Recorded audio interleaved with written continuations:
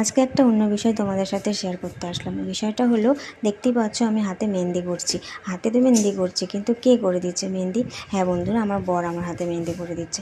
তোমরা আবার অনেকেই ভাবে এ আবার কী নাকামো, বর হাতে মেহেন্দি করেছে সেটা আবার ভিডিও করে সবাইকে দেখাচ্ছে, তাও আবার এত বাজে মেহেন্দি।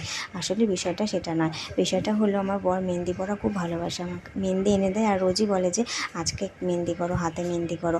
তো আমি সারাদিন স্কুলে কাজকর্ম করে এসে বাড়িতে এসে আর একদম শরীর ভালো লাগে না যে ওই 1-2 ঘন্টা বসে বসে মেহেন্দি করব।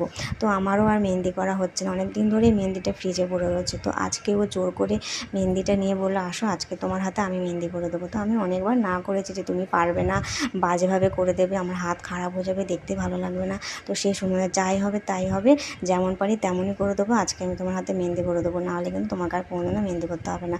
তো সেই মতো আমিও বসে পড়েছি, আর দেখতেই পাচ্ছ আমার হাতে মেহেন্দি করে দিচ্ছে, যেমন তেমন করে দিচ্ছে। যাই হোক, এত ধৈর্য ধরে এত ভালোবেসে যে